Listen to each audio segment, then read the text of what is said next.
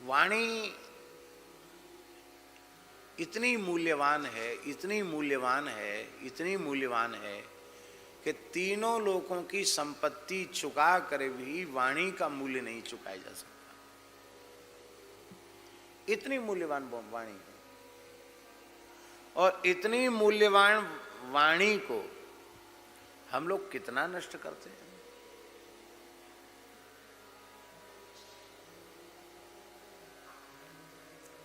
वाणी की यथार्थ में पूरी की वाणी की पूरी महिमा समझ में आ जाए तो व्यक्ति मौन हो जाएगा। बोले क्या बोले, मौन हो जाएगा। वाणी की महिमा ही समझ में नहीं आई। हमको कभी कभी अवसर मिलता है, नवरात्रि का अवसर है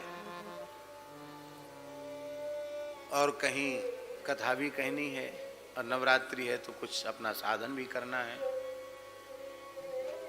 तो फिर क्या उपाय है? बोले उपाय यही है कि 3 घंटे कथा में बोलेंगे, उसके बाद न किसी से मिलेंगे न बोलेंगे। तो इतने नियम से न किसी से बोलेंगे न किसी से मिलेंगे, इतने नियम से इतनी फुर्सत मिल जाती है, इतनी फुर्सत मिल जाती है कि सारा जप पाठ डेवड़ा दुगना हो जाता है, विश्राम को भी समय मिल जाता है, समय से फलाहार भी कर लें, समय से सो भी जाएं, और केवल बोलने की बात, मिलने की बात, उसी में सब समय नष्ट हो जाता है। साधक को अल्प भाषण करना चाहिए। मौनम सर्वार्थ साधनम, मौन संपूर्ण अर्थ का साधन करने वाला है।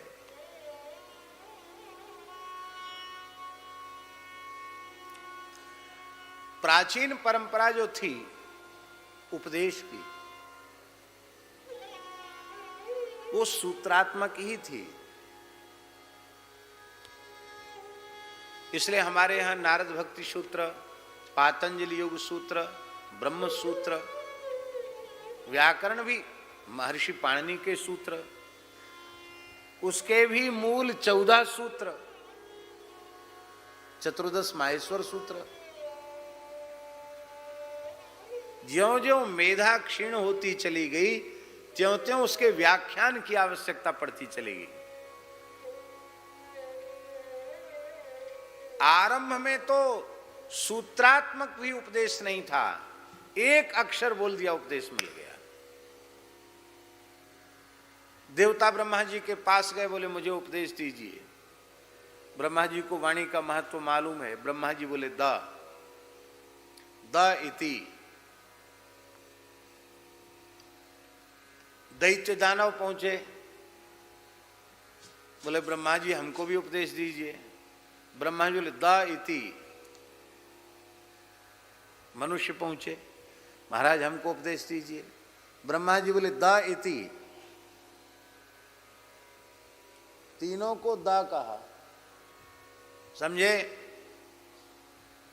देवता बोले महाराज समझ गए। क्या समझे? बोले हम भोगी प्रकृति के हैं, पुण्य का भोग स्वर्ग में करते हैं, ज्यादा भोग करते हैं, पुण्य क्षीण हो जाते हैं, फिर हमको नीचे गिरना पड़ता है और दैत्यों से पराजित होना पड़ता भोग के कारण। इसलिए आपने हमको सलाह दी है कि द माने इंद्रियों का दमन करो। हम बिल्कुल ठीक समझे।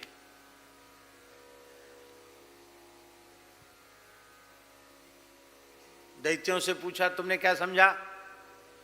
दैत्य बोले महाराज हमारे कोई अलग से सिंह पूंछ थोड़े ही आपने बना दिए हैं, हम लोगों में निर्दयता है, किसी प्राणी पर हम दया नहीं करते हैं, इसलिए हमको दानव कहते हैं, दैत्य कहते हैं, राक्षस कहते हैं।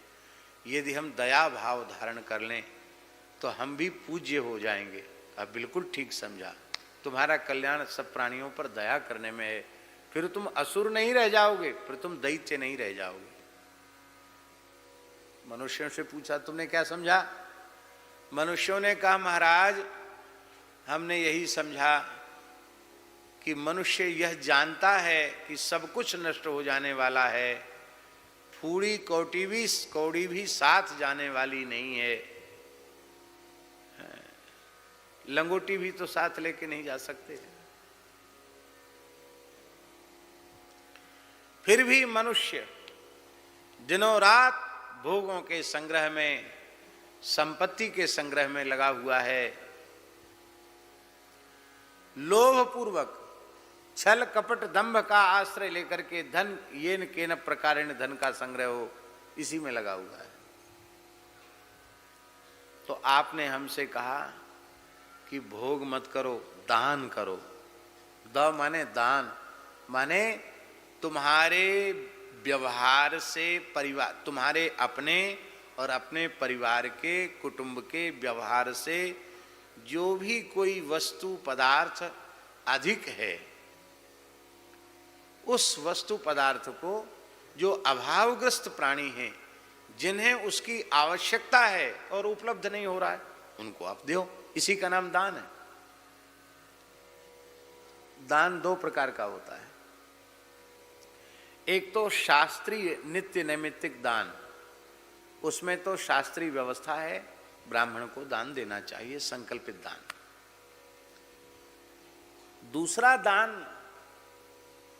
दान दरिद्र को दीजिए मिटे दरिद्र की पीर। संत वाणी में कहा गया, जो भूखा प्राणी है, प्यासा प्राणी है, वही दान का पात्र है।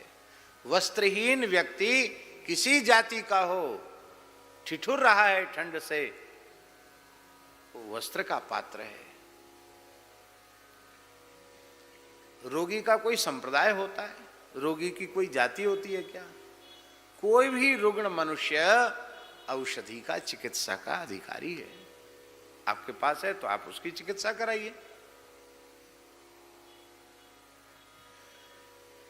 शिक्षा, चिकित्सा, अन्न, वस्त्र, इसका अधिकार सबको है कि नहीं?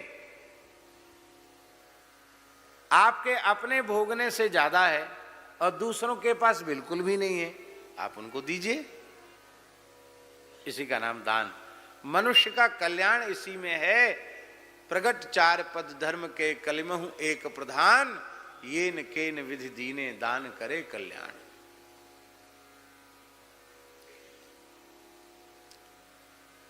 दूसरी बात यह है